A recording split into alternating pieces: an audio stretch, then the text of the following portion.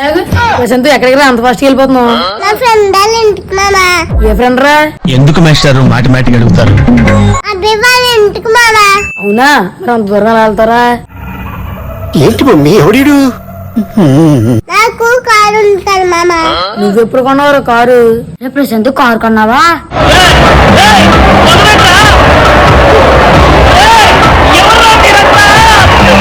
రే నేను వస్తాను రా నీ కారులోని.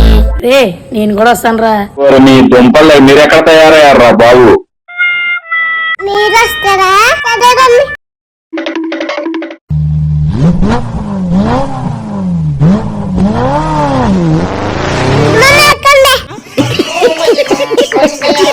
ఇదారా నీ కారు?